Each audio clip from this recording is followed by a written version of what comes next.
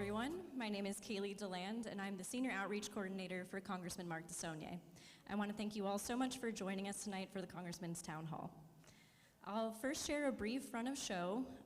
As you may have noticed, there's a question card on each of your seats, so please feel free to fill out that question card, and we'll be sure to get to as many questions as possible. We likely will not get to every question tonight, so please be sure to fill in all of your contact information, and we could be sure to get a response over to you afterwards if we're not able to get to your question tonight. Once we get to the Q&A section, if you can go ahead and raise your question card in the air, one of my colleagues will come around and collect that for you. And with that, I'd like to introduce Congressman DeSaulnier's staff tonight. First, we have our district scheduler, Brooke Wilson.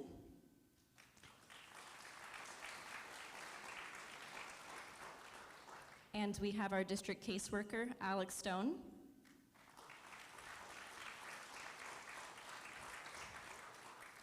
Next, we have Gabriella Amini, our district representative.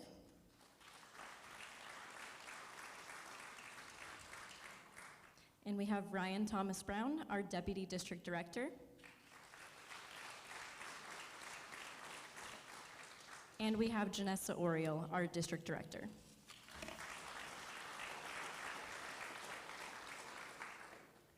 And we have a few elected officials in the audience tonight that I'd like to take a moment to recognize.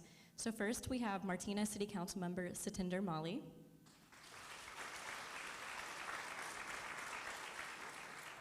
And we're also joined by Martinez Mayor Brianne Zorn.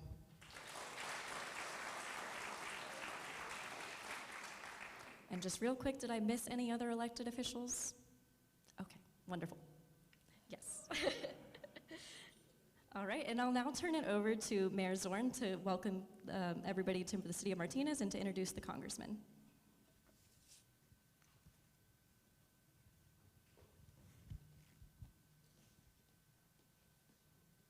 Thank you. Good evening, everyone. My name is Brianne Zorn. I am the Mayor of Martinez. This is Satinder Mali, one of your council members. Are we in your district right now? We are not. We are not. I want to welcome you to Martinez. By a show of hands, how many people in the room are Martinez residents? Wonderful. Thank you so much for coming out. I know that some of these town halls have kind of a last-minute invitation, and I'm really impressed to see how many people came out from our community tonight for this town hall.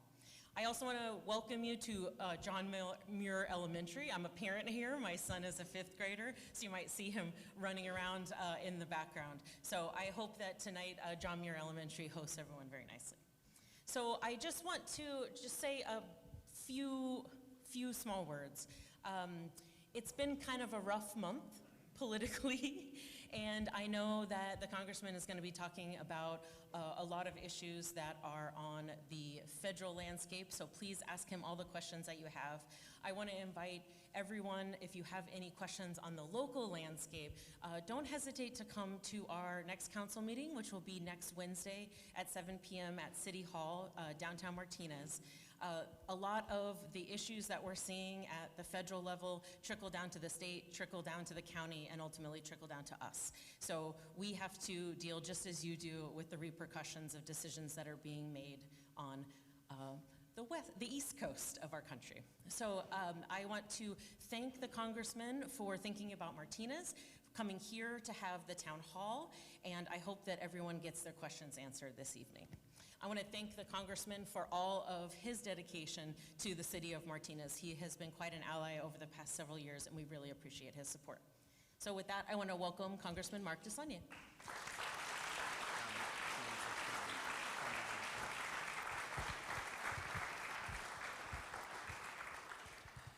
Thank you, Mayor. Thank you, Council Member. Are you smiling, Satinder? Satinder used to work in our office when I was in the State Senate, and before that he worked for State Senator Tom Torlakson, right? So, and Brianna, thank you so much. I love the low black cons. I can remember those from high school basketball. I never thought they'd become fashionable again. If it's okay, I'm going to stand here, just be a little closer to you. So I do want to tell you, I really appreciate you all coming out. We did this quickly. The regular congressional calendar, I should be in DC right now, but it was canceled last Friday by the Speaker, because we're in this shutdown. And just a process thing, we're going to go through a PowerPoint, it might be a little redundant, where we are in the shutdown. We haven't gone through the regular appropriations process since 1994 when Newt Gingrich came in and we started this pattern of very partisan and then passing what's called continuing resolutions. I have done town halls recently about what the regular process is, where you introduce appropriations bills, they go through the appropriations committee, it's all public, and you have debates, and you have recommendations from each side of the aisle about what you should fund, what you should not. Different levels of review. I think there should be more reviews, so it's more transparent. I like to tell my Republican colleagues, hopefully we all believe in more efficient delivery of services. We can debate, as we always have in this country, about where our priorities and our perspectives are. But it's been broken for a while, and it continues to be, obviously. So we Democrats flew back, so it's Thursday. So Tuesday, I flew back in the morning. We had meetings with constituents and staff, trying to figure out where we might be able to work. And then I flew back last night. So where the bill is right now, it passed out of the House because Republicans have a 3-vote majority. They're the authors. Passed out, none of us voted for it, and it goes to the Senate. Now, under the rules of the Senate, for continuing appropriations going forward, you need 60 votes in the Senate. Well, there aren't 60 votes in the Senate because there aren't enough Democrats, even though there's 53 Republicans, so you need Democrats to vote for it. So that's where we are. We're just there. There were some interesting comments from the leader, Senator Thune, that he thought the discussions were starting to warm up. That was later today. Earlier today, we heard that just the opposite, that they had completely broken down. So that's where we are. In the context, though, just very briefly, it's not just the bill in front of the Senate right now. It was the big, I refer to it as the ugly bill, the big ugly bill. Just my editorial comment. The President of the United States calls it something else. That was taking away funds that were already appropriated. So in that instance, they only needed a simple majority of both houses. In that bill, the Congressional Budget Office, and the Congressional Budget Office is required by law to be nonpartisan. It's supposed to be our analytical arm. Since I was in the legislature, the Legislative Analyst Office serves that function, and it's really good because we have our subjective opinions. Their idea is sort of like your CPA, having been in this restaurant business. You count on them to make sure the numbers are right, and then you try to manage within that. They said that under the big ugly bill, somewhere between 14 million and 17 million Americans would lose their Medicaid. So that's Medi-Cal in California, different names in different states.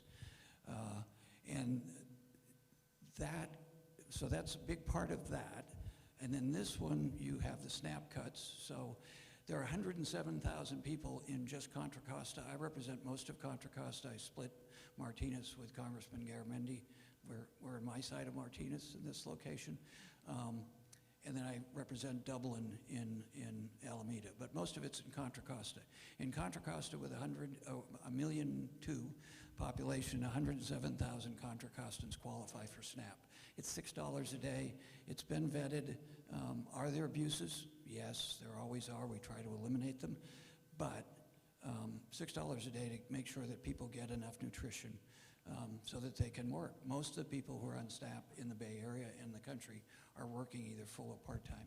Most of the people, 85% of the people who get Medicaid are working full or part-time. So can we do it better? Absolutely. I wish we were spending more time on that. But these kind of drastic cuts have lots of implications for all of us, whether you receive it or not. I was down at the county hospital 3 weeks ago. We've done a great job in this county, and I'm proud of the fact that I've had something to do with it, having been in the deciding vote many years ago to rebuild the county hospital. We're going to be eliminating a lot of primary care if this all goes through. There'll be less primary care clinics around the country, and that means more people will avoid health care because they can't afford it, and it'll go back to the emergency room. Taxpayers pay when you show up at the emergency room. So as a business model, I think doing what we're doing is not a very good business model, as just a rule of thumb, who's somebody who ran small businesses for 30 years. So those are the component parts. I think there's a way out of this, but it requires compromise. And we need the President of the United States to be part of that. So hopefully when he gets back, he will call the leaders in and they'll just work at it until we have a compromise. But for me personally, I could not vote for the bill that I voted against a month ago.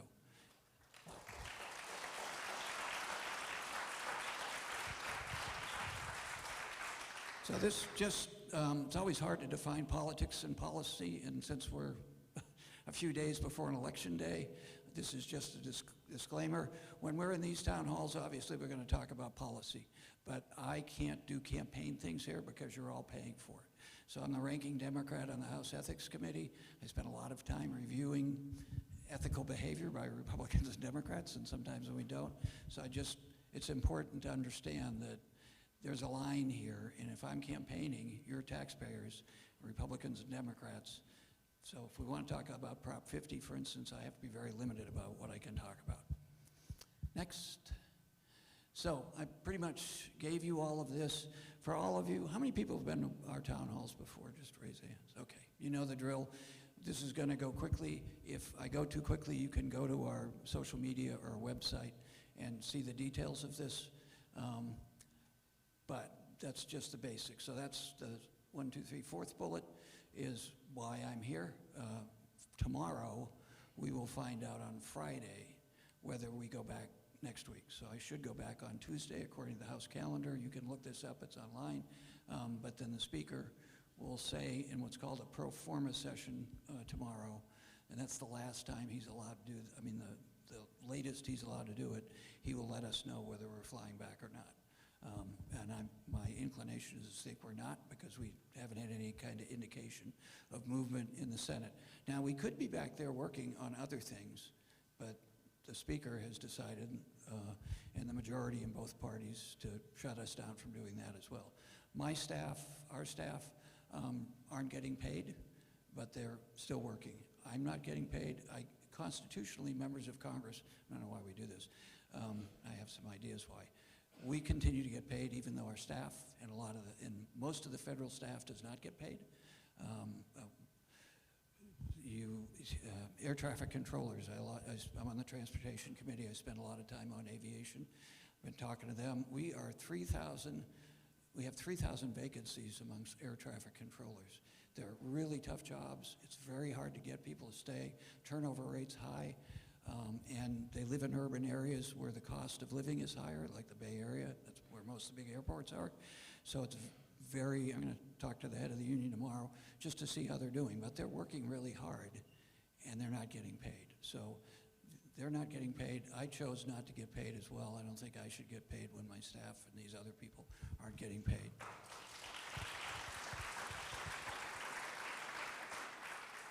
All those years in the restaurant business paid off to some degree, but it also gave me all this gray hair. So I mentioned the 107,000. So this is just sort of a snapshot. CalFresh, as SNAP is called here. So this is really bad. I've done a lot of time because I'm also a senior member of the Education Committee. Actually, Tom Torlerson, who's a dear friend, who's the first Contra Costa never elected to statewide office when he became the superintendent of public education. When we were in the legislature, we put a lot of time into what do kids gain when they're in school and what do they lose when they're out. Nutrition's a big part of that. Cognitive development, you need to be able to eat fruit and vegetables and have energy. If you're poor, you're not going to have access to that. And unfortunately, a lot of people struggle with that. So it's really important that this doesn't happen. And we've got to compromise on this somehow. I don't know where they would be because they haven't indicated, at least to me.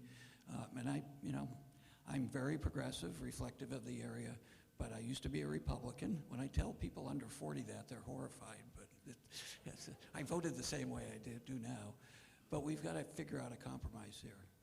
Kids and families of these people need to have nutrition. And if the government isn't going to supply it, how do we make sure the private sector pays enough so that people can afford to get it, especially when they're working? All right, next. Okay, the other side of this is healthcare. The American healthcare system of the developed country is the most expensive in the world, but we don't have the best outcomes. Japan, Germany, Britain, longer life expectancy, less critical diseases. So there are a lot of inefficiencies in our healthcare system. I am the ranking member of the Health, Employment, Labor, and Pensions Subcommittee of Educational Labor. That's one of the two committees that has jurisdiction over this. My jurisdiction is 120 million Americans who have employer-based health care. Another committee on the Energy and Commerce Committee has jurisdiction over Medicare and Medicaid, which is a lot of these cuts are, but then on the premier tax cuts that would happen under the Affordable Care Act, most of those would be under our jurisdiction. So again, we could make this healthcare system much better. But we've had a lot of hearings on pharmacy benefit companies. They're largely a waste. They're just sucking money out. We've had a very large increase in the last 5 years in denials of claims that historically have been paid by some of the health industry. Some of them are good. We're lucky to have Kaiser so predominant here, but they're just denying claims they used to. And one of our frustrations is our friends across the aisle have cut the budget on enforcement, so there's only one federal enforcement agency for every 14,000 health plans in the United States. So my committee, we've had hearings on this where we've heard doctors who say, these are legally, under the contract with the insurance provider, this claim has gone through for decades, and now they're denying it. And it reminds me a lot of the financial mortgage crisis, where if you don't have the resources to get an attorney, you're putting in claims over and over again. I've had doctors all over the country call me and tell me they've seen this, these denials. So it's not just that you're going to pay more, but what my concern is the quality of care is going down. And we are lucky right here because of I very strongly believe in the Contra Costa Health Department. I've seen them in action for years, 4 terms on the County Board of Supervisors. They do great work. Alameda similarly. And we've got Kaiser, that's a nonprofit, and half of the people who live in the Bay Area use Kaiser. So we're fortunate to have that infrastructure, but it's still stretched very thin. And we're an older population. I'm looking around at a lot of people who I looked in the back of my head at a hearing a couple of years ago, and I said, who's that guy with the white hair? That's not me. All right, next. It's good to be here. So these are the premiums. You can see where the premiums are most affected at the $25,000 a year. I mean, that's a lot to absorb, and that's where it's going. This is just something I think is instructive. There is this belief system that one party manages the fiscal aspects better, and this, I think, is just a good demonstration. It's just not historically accurate, at least in the last 1, 2, 3, 4, 5 terms. And this is the biggest thing about the big ugly bill that I think is missed, is the CBO said it increased our federal deficit by $3.5 trillion over the next 10 years. So we have to finance that all. And there's a time to borrow money in our personal lives, and there's a time to borrow money managing businesses or public agencies. This was not the time to transfer wealth and increase the deficit. We were trying to get it down and create efficiencies. So that part, we've been focusing on healthcare, but the debt part, I agree with my Republican colleagues, but I disagree with their actions, because when I've been there, they've been adding to the deficit. I think part of that is some of the people who support their efforts benefit from higher interest rates when we have higher debt, which fortunately the Fed just helped with that yesterday. So this is very topical right now. In legislative bodies, there are different policies. In this legislature, both houses, you're allowed in a 2-year cycle, legislative cycle, to introduce a certain limited amount of bills. Each bill in the Senate is 40. Each of the 40 members can do up to 40, or when I was there it was. They're required to go to the Rules Committee. They're required to go to the attorneys to make sure they're legal and constitutional first. Then they go to the Rules Committee, and the Rules Committee is required to send it to committees of jurisdiction, and then it goes to the floor. If it gets through all those committees, you have to win a majority vote. So it has to go. at least you get a hearing. Now, if you're in the minority and introduce something that goes to rules, it can lose the vote. If it moves on to another committee, transportation or education, again, it's majority vote. In Congress, it's different. You can introduce all the bills you want, but if the speaker doesn't want them to go to rules, you never see them again. So if anybody have heard the in the hopper is literally, there's a wooden box down on the well where the president says the State of the Union off to the left, the Democratic side, as you face it. You literally bring a piece of paper down that's a bill that the lawyers have said, okay, it's constitutional, and it goes in. Well, if you're in most legislatures, it would be required to come out and at least have one public hearing. If you lose, you lose. In Congress, the speaker can just say, no, we're not going to bring that up at all. I think that's a mistake because it avoids us being held accountable. So the way around that is you put a bill in, and it's called a discharge petition.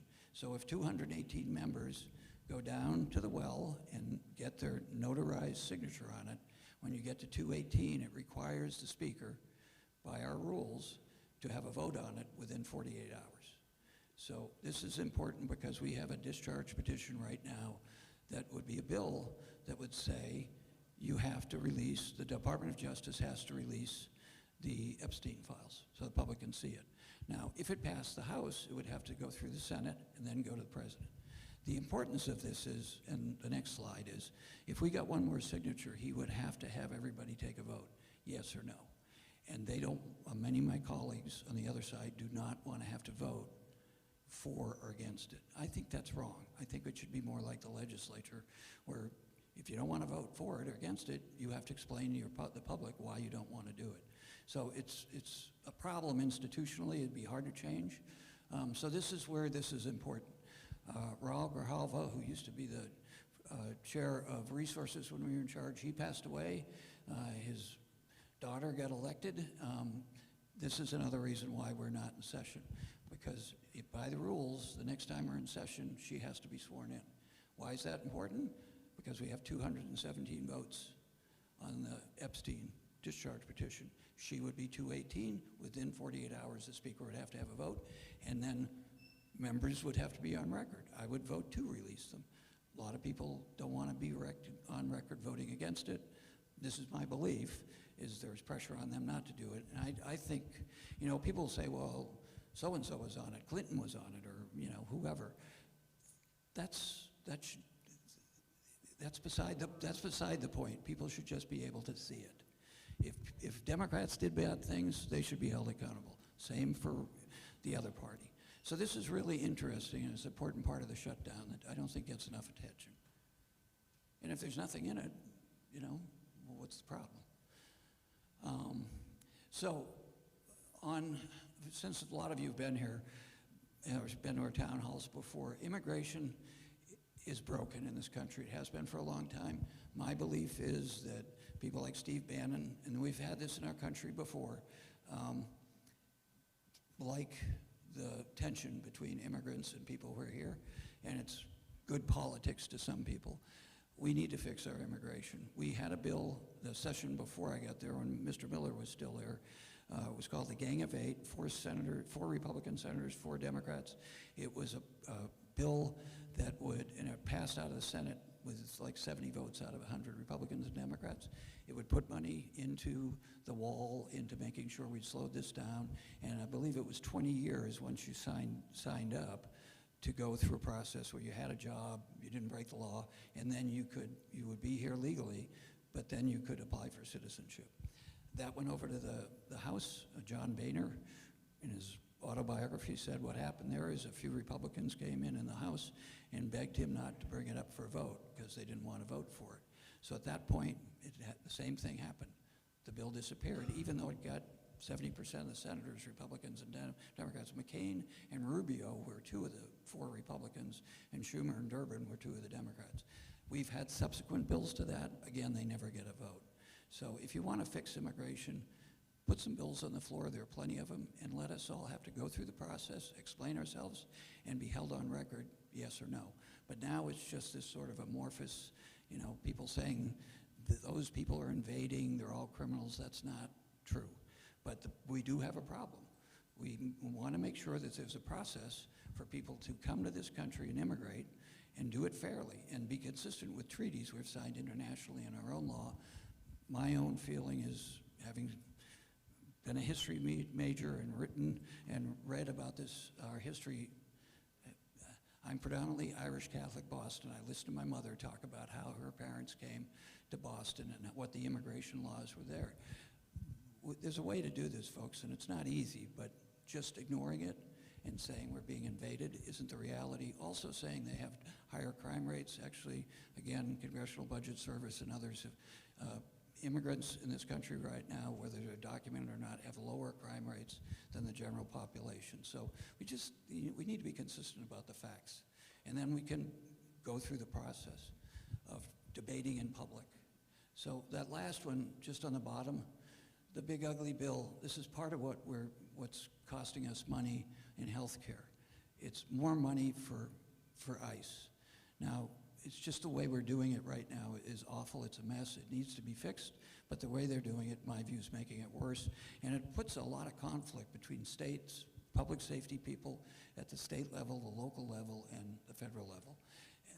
We're going to have some interesting things in the next few weeks when, well, actually, it's since these next few days till Tuesday, because the president has ordered Department of Justice, federal Department of Justice officials, mostly to look at polling places in Riverside and San Bernardino counties in California because of Prop 50. We feel they're trying to lower the vote turnout there because they're very diverse communities. The Attorney General in the State Department of Justice, is sending public safety people because it's a state election, but it applies to federal office. So it's a little strange wrinkle. So we're going to have federal public safety people trying to look for fraud and maybe intimidate people. That's my feeling. And you're going to have state Department of Justice law enforcement people trying to make sure they're not doing it. So that's dangerous stuff. And it puts local law enforcement in a very awkward position too. So next, and Prop 50, it has something to do with immigration because it has over who's going to have a majority vote in the House of Representatives. One thing on Prop 50, this is just going back to the original part about policy and politics, so I can talk about it on the top line. We have a bill that I'm a co-author in the House. I believe in independent redistricting commissions. I voted for it here. We have a bill that would require it nationwide. So every state would have a framework, that every state would be the same framework. It'd be nonpartisan, and then Texas couldn't do what they did, and we wouldn't be doing what we're doing because it would be truly impartial nationally. That's important on federal elections because obviously if Texas does it, other states are going to do it, and it's really a mess right now. We really should have independent redistricting separate from people who are in office, whether they're in the legislature or in Congress. It's better government.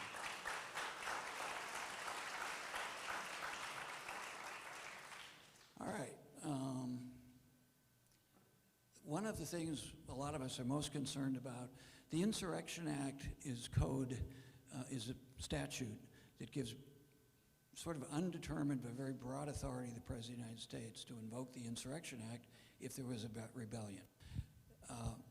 There's nothing in law right now that would define what's happening in Chicago, Los Angeles, San Francisco, DC to say there's an insurrection.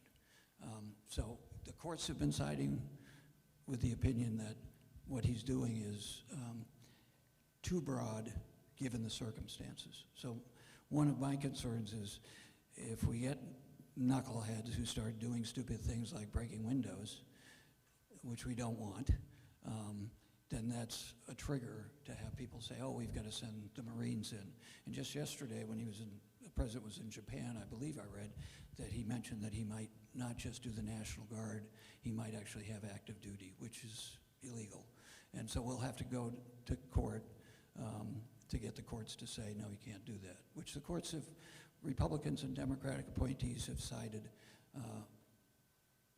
I think like over 90% of his executive orders have been stopped or at least held. All right, just a few slides left.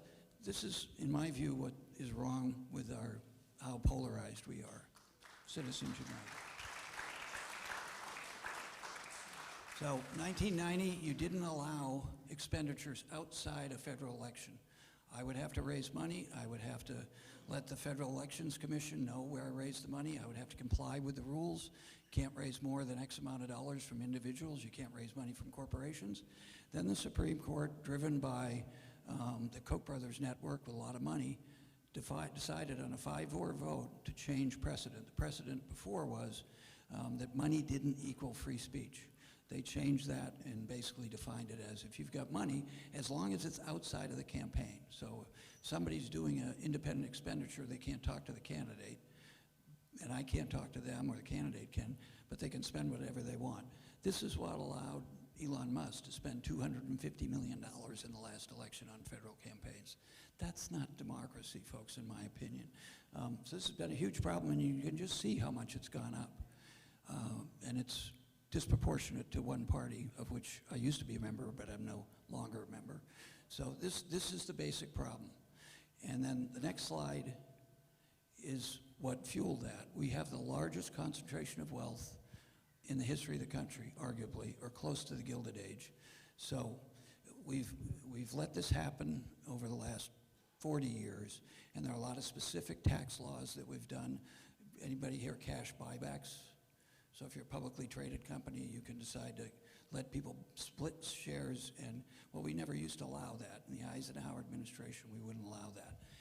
We could do it in a way that said you could do cash buybacks to get cash flow, but you have to put a percentage into your operations or into capital, rather than people just taking it if they've got investments, and then the employees get laid off, and the people who have the money, the investors, get 100%, minus whatever fees there are in what they get. I always say the solution to this is just to go back to the tax code and the regulations that we had in place when Dwight David Eisenhower was President of the United States, the Republican administration. If we had the same tax rates with some fixes, I mean, we've learned things, but unfortunately, we've benefited people with a lot of money for a long time with the theory, this is from Milton Friedman from the Chicago School of Economics, that it would trickle down, that people with money, well, all the research shows that doesn't happen. Middle-class people spend their money. Our actual challenge in those days was getting middle-class Americans to save money.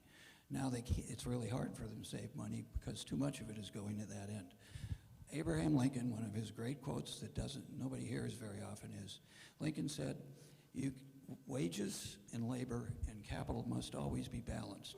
And if capital ever gets the disproportionate of the balance, then you've lost democracy. Well, in a lot of ways, folks, we've lost a lot of democracy, and that's why we argue about things that are unnecessary in a lot of ways. You can be conservative, you can be liberal, you can be in the middle, but this concentration of wealth is not healthy for countries. And if you ever want to read a couple boring books on this, Thomas Piketty won Pulitzer Prize for his work of the history of developed countries. And when we get in trouble all over the world, when there's too much, humans don't like that. Talent and merit should be rewarded. But when it's rigged in the favor of people who are talented, but they can't get access to education and good, clean neighborhoods and the opportunity to get a job and do well, then everybody suffers from it.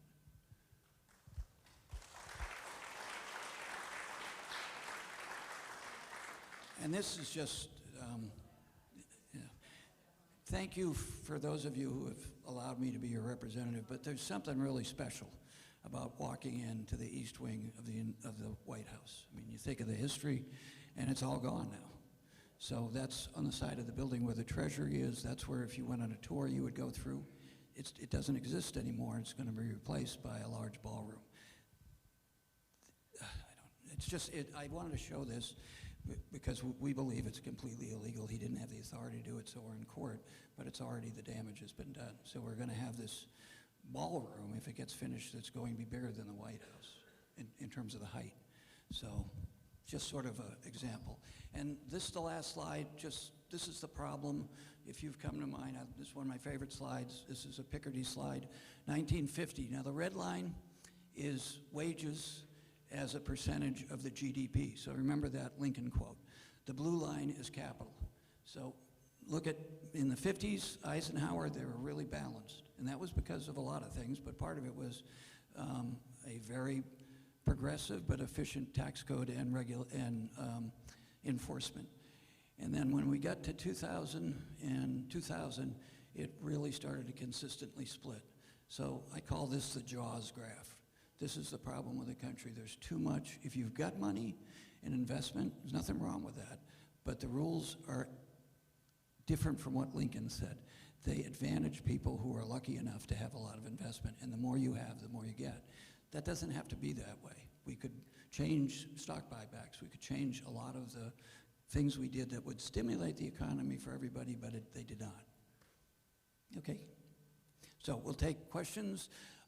So our Walnut Creek office is by Pleasant Hill BART, then we have an office off of Longtree in Antioch, and then you see the DC office. All right, Kaylee, you're in charge. Yep. All right, thank you, Congressman. And we'll now head into the question and answer section. So looks like some of you have been to our town halls before, so you know this is the time to go ahead and raise that card in the air, and our staff members will come around and collect that for you. As I said earlier, we will not have time to get to every question tonight, but as long as we have your contact information on that card, we will be sure to send you a response later.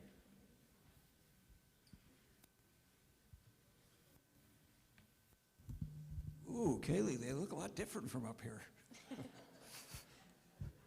I never wanted to be a college professor, but now I feel like one.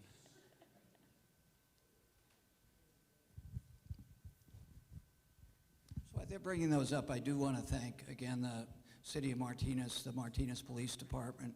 Can we give them a round of applause, please?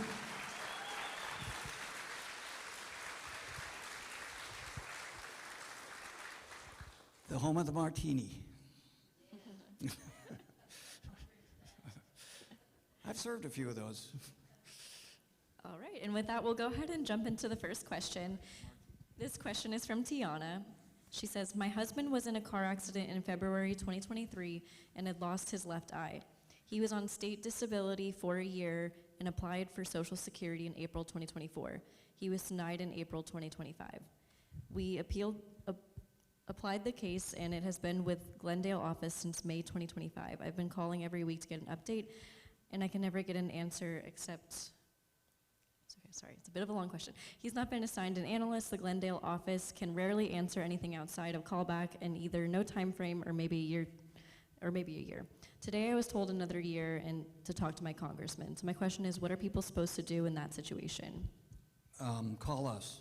So call our office. Janessa will open a case file. I'm very proud of the work they've done. We've been recognized twice by the Congressional Management Service. It's a nonpartisan in DC, and they judge the 535 offices in the House and Senate. We're one of 6 offices. Since they started these evaluations 40 years ago, we're one of only 6 offices has been recognized twice. So if you call us, you'll get somebody to answer the phone. Sometimes you won't, but very rarely. Sometimes it's me, I answer the phones. But you'll be better off when Janessa or Kaylee answer the phones. They will open a case file. In this case, we'd open one, and then we would talk to the departments and find out what's going on. And then you can follow it, and I can follow it too, so I can open a case file and talk to the staff about what's happening. So when you can't get through, and this is a real problem right now with all these federal employees furloughed, the wait time, if you want to call for Social Security, Medicaid has gotten much longer because there are fewer people working.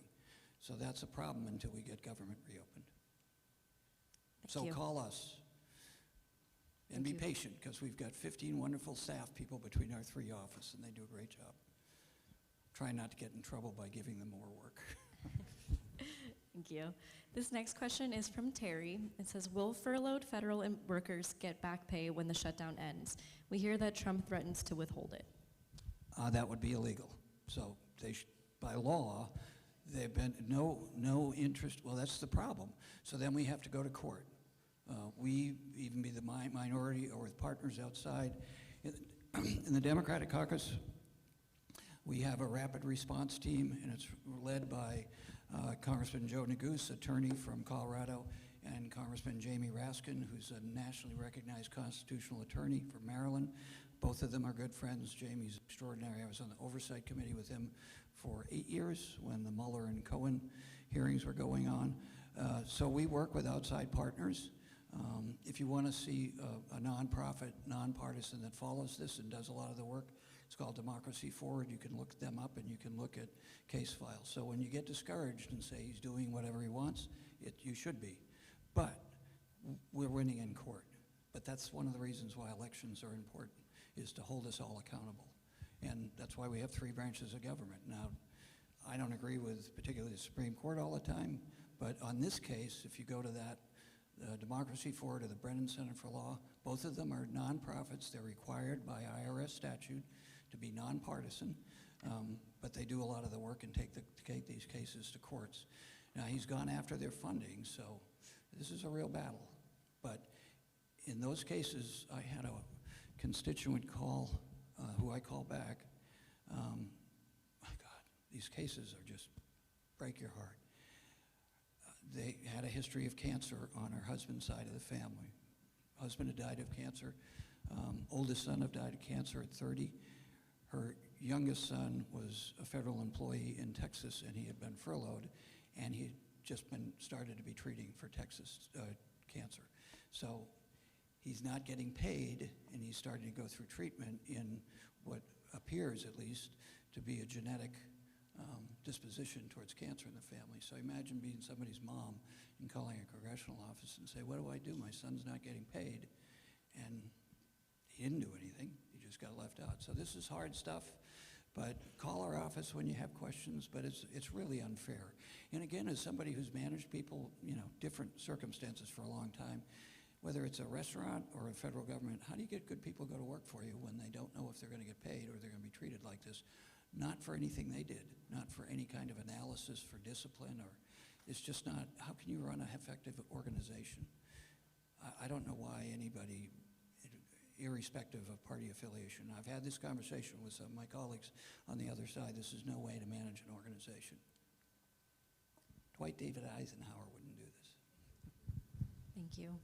Next question is from Kevin. You are at the epicenter of the current shakeup disaster taking place due to the words and policies of the Trump administration.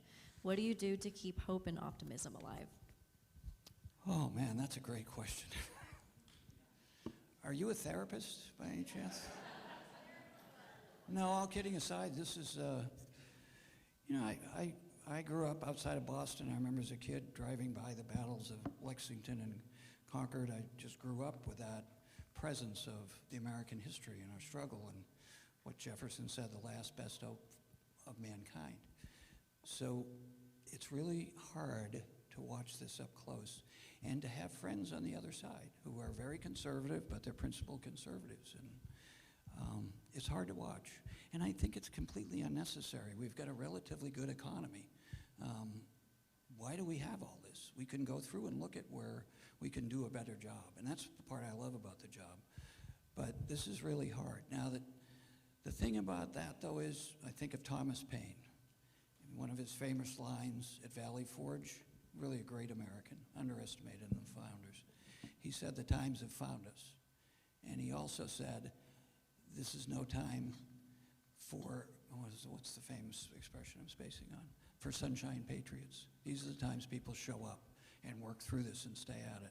So I think it's a privilege to be there at any time, and I'm going to work in my relationships to try to get people to come to their senses, Republicans and Democrats, and say, let's focus on getting government working efficiently for people, and then we'll argue about the social contract versus individual responsibility. Those of you who have come, one of my favorite stories about Jefferson, if you go into Monticello, there are 4 busts above the door. When he opened them, he had Hamilton on one side and his own bust on the other side, facing each other. And somebody came in and asked Jefferson, why did you put Hamilton there? You don't agree with him on anything. And he said, that's why he's there. So if you know American's history, that was the basic. Hamilton was the person who believed individual merit, have as little government as possible. And Jefferson didn't believe in big government, but he believed in a social contract. That's been our battle since then. So how do we have a legitimate conversation about that without the silliness where you're furloughing people who are doing their job and saying, well, good luck. So How do I deal with it? I deal with it, actually, one of the big things is some of my colleagues think I'm a little bit, well, I am a little bit odd. We all are. But I've had more town halls than any other member. And when I need therapy, I have a town hall because it reminds me. Thank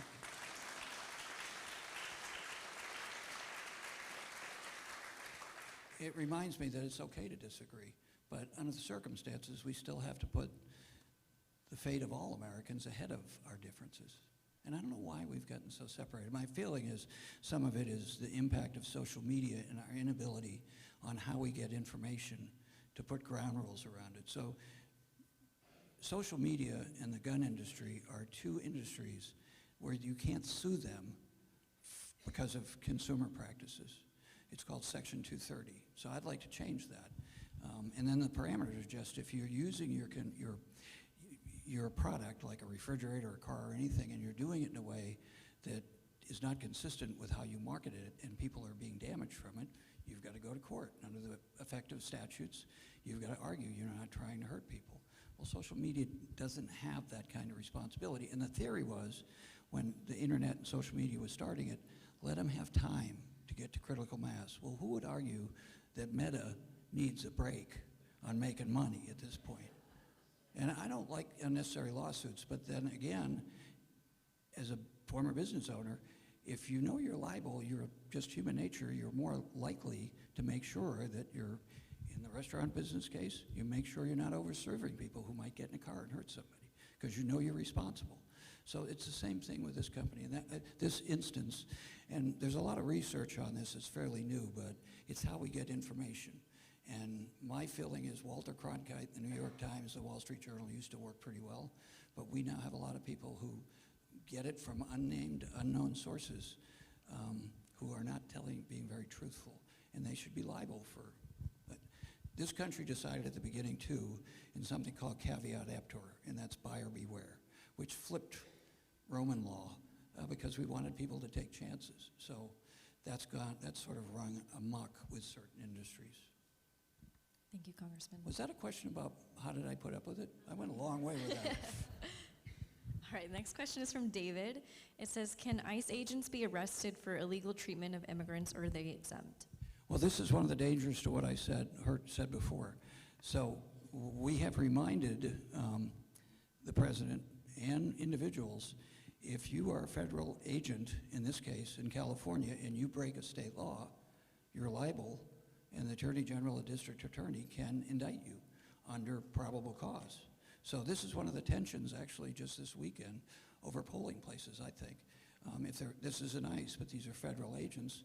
If they're trying to impede a state election as a federal agent, they have to have reasons for that. And then the state public safety people are required by state statute to arrest them. Now, they're not, if they're preempted in any way, but they're not. And ICE is generally not preempted. If they break state law, I'm not aware of any specific law that preempts them. So if you're an ICE agent and you rob a bank, you're not preempted from that. If you abuse a citizen under state statute, then you're liable for that. Now, you can go to court and say, I was doing my job, but you have to prove a jury of your peers that that's what you're doing. And the district attorney or the attorney general has to have probable cause, and then the courts have to decide whether that's what their probable cause is fair or not. But they are liable, and they have to follow state laws. Thank you. Next question is from Paula. It says, why don't all Democrats in Congress return to the Capitol and stage a sit-in until Speaker Johnson calls the House back in session? Yeah, well, we were there. We did 2 weeks ago, we went back. So these pro forma sessions, we went to the floor in mass, and Rosa DeLauro, who's the ranking member from Connecticut, who is the senior Democrat on the Appropriations Committee, got up, said, Mr. Speaker, and she tried to get recognized, and he ignored her. So what we were going to do is, we're not just against what we're doing, we have a bill, but we can't get it heard. And what the bill basically says is, all those cuts we talked about get reinstated, and then we go back and discuss them all. And then we decide what we're going to cut. But they won't give us a hearing. So we did do that as a demonstration. I got a fair amount of play. Actually, I got a phone call from somebody, a fairly reputable, it wasn't newspaper, and they said, why don't you do something? I said, well, it was in the New York Times yesterday. We did just what you asked. So there are times when the actual chambers are locked. Like when I was back the last 2 days, it's locked, and the speaker can do that if you're not in session and under certain circumstances. So you have to have these pro forma sessions based on how long you can be out on sessions, but there's nothing on the calendar. I spent a long time explaining the arcane laws of legislative bodies. We could do that, though. I mean, I was back there yesterday, right? We could have gone en masse and just sat down until the Capitol Police have to come and arrest us. I don't know if that's the most effective thing to do. One of the wonderful things always, when John Lewis was alive, everybody hopefully knows who John Lewis was. I was fortunate enough to become friends with him, and I told him once, I said, I don't really want to get arrested, but I would get arrested with you for what you and I believe in just once, to be arrested with John Lewis. Unfortunately, John passed a few years ago from cancer. So we could do those things, and believe me, we're thinking about it. Anything that would move the needle to get this done in an honest way, I would be supportive of. Thank you. And we have time for one more question tonight. This one is from Jan. It says, please explain the procedure for implementing the 25th Amendment and what section of the administration initiates this process, or is that Congress? So that would be removing the President of the United States. It initiates with the Cabinet and the Vice President. So when you look at how he's selected, I mean, it's not surprising to me, some of the people he was selecting and the Senate was approving. And that's a fault in the Constitution. Now, on the other hand, elections are important, and we don't want to get so partisan. Under these circumstances, I would be pleased to go ahead with the process. But we also put it in place that the elections are important, and then we work through them. And then we've got to make sure we vote for people who we believe will be true to their oath in the Constitution. So it's hard to do the 25th Amendment. We could, with 218 votes, start an impeachment process. We could, but that's a dangerous. And you know, I voted for 2, 3, but of course we indicted him in the first time with good cause. I was one of the last people removed from the Capitol on January 6th. But there weren't enough votes in the Senate. It was very close to actually remove him from office. I don't think, we don't want this. I don't want this. I'm sure most people don't want to go through this. And it's just a very unfortunate period in our country's history, but we've got to keep going at it, and we've got to do things like this and respect one another when we have a difference of opinion. But we have to have people in elected office who take their oath to the Constitution of the United States seriously. And some people haven't read it and don't understand how important this document is. For 250 years, the largest effort in human existence to have people govern themselves has worked pretty well. But when we start deviating from the spirit of that with all its imperfections, we get what we get now, or we get what we got in the Civil War. So we have to stop, we have to keep working through this. And I don't know when it's going to get better, but I actually am somewhat hopeful right now. And I haven't talked to a couple of my key friends on the other side, but I will in the next week and just call them and say, well, what is going on? How do we get to a point where we can come to a conclusion where we start to move this? Now in the House, that's one thing, because remember, a lot of people don't understand this bill has already passed out and gone to the Senate, because as I explained under the rules in the Senate, all the pressure's in the Senate. That's not to absolve us or say we shouldn't be doing things, but just from a process standpoint, and the polling is all showing general dissatisfaction with the shutdown, on all of us, by the way. But it's disproportionately going towards the majority party because they're the majority party. So if enough pressure happens there, then that, at least for me, that's what is important. Another Thomas Paine, no, this was Lincoln. Lincoln said, with public sentiment, you can do anything. Without public sentiment, no law or statute really has any force. So I'll end there. If the public, and I'm not saying it's your job, it's my job too, primarily my job as a member of Congress. But when the American public works in a democracy to say, we've had enough, we want this to stop, then there'll be enough pressure on enough people to say, and the majority party is the most important. Let's figure out how to approach each other and work towards something that's a compromise. Yes, that's why I go out to all of them.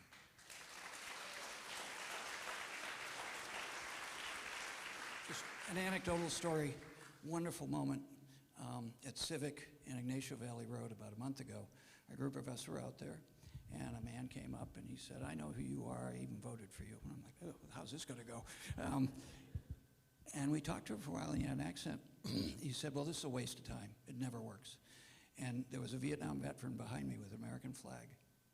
Wonder if now you're not here. Big bushy beard. And he was just quietly listening.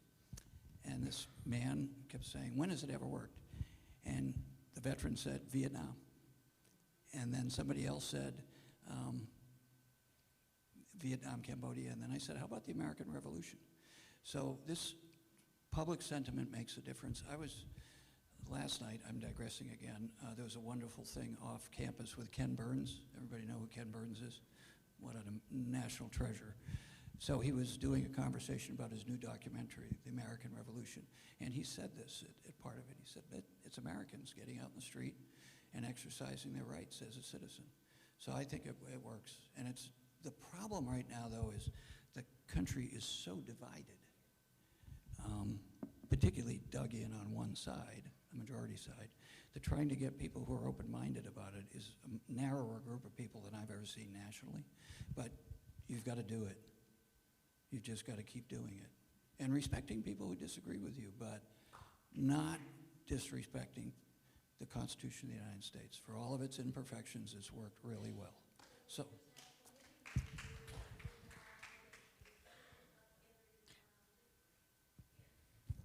I don't know about that, but so if any of you have like individual cases or questions, sorry, Kaylee. This is a constant battle. I MC and do the whole show. Can we get a round of applause for Kaylee?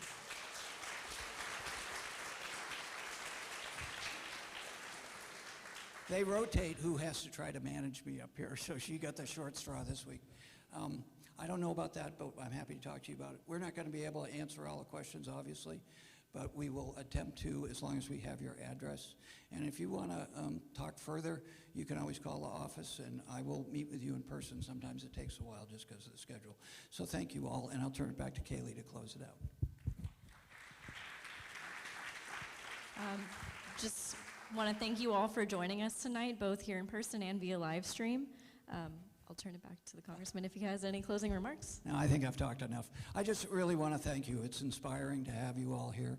It's okay to disagree, but you know, the respect thing is important, and I really appreciate all of you being here, but also the way we've approached the discussion. And I think all politicians have to admit we have been wrong sometimes. So listening to somebody who disagrees with us is okay. Thank you all.